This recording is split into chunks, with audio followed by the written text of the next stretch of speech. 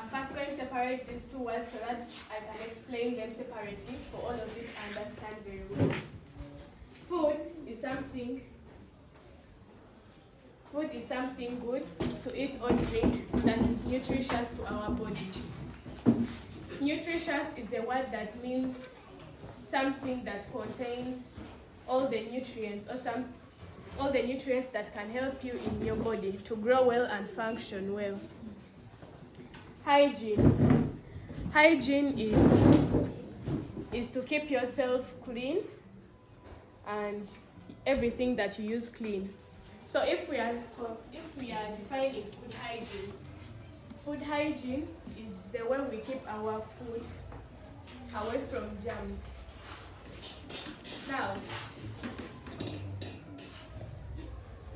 ways of handling food.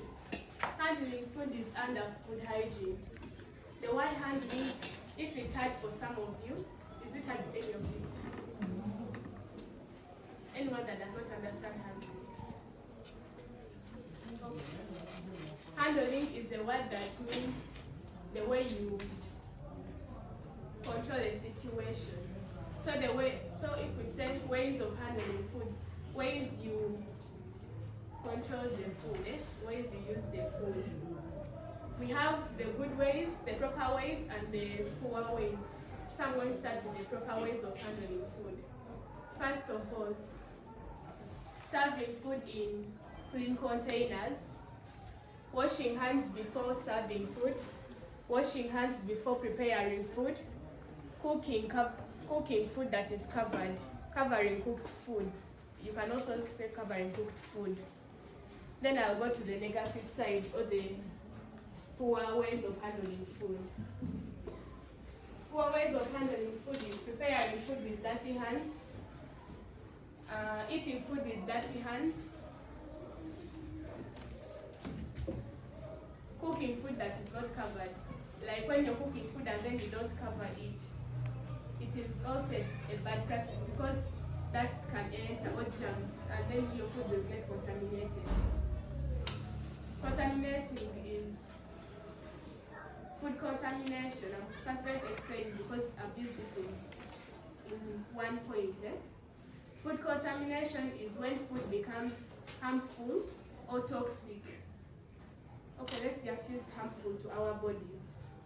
So if you don't cover your food, it can become toxic, it can become contaminated. Serving food with dirty hands. Serving food on dirty containers. So I'm going to explain more about food contamination because it's a result of poor handling of food.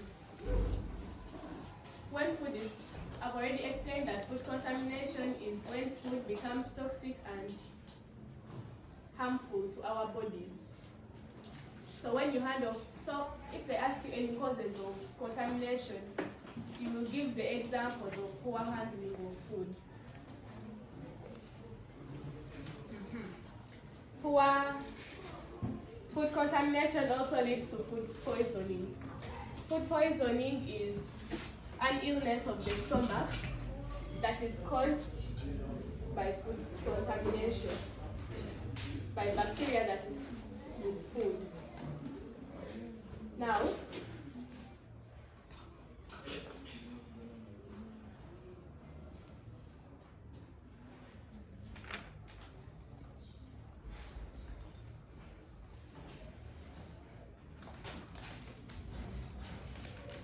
I'm going to talk about preservation of food.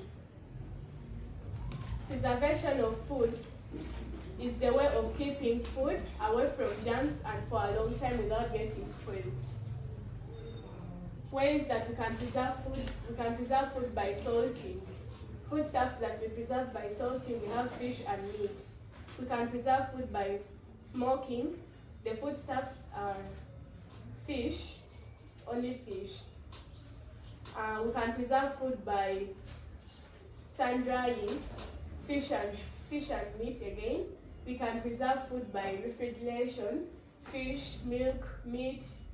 We can preserve food by canning. Those are beverages like wine, beers, those drinks. We can preserve food by tinning, again fish and meat. We can preserve food by pasteurizing. Pasteurizing is a method of, okay, let me explain it in an easy way. It's the heating of a liquid. It is especially milk at a particular temperature to kill germs, to kill bacteria that is in that food, like milk, as I've explained. When you heat milk to a particular temperature, it will turn into solid. That is the latto milk that we are always drinking. Some of you drink it. So latto milk is made by pasteurizing. Those are the ways we can preserve food. So importance of preserving food. It prevents famine. So famine is the state of an area lacking enough food. If you're in an area and you're lacking enough food, that is famine. So when you're keeping your food for a long time, during like dry season, you have food to eat, so you will not experience famine.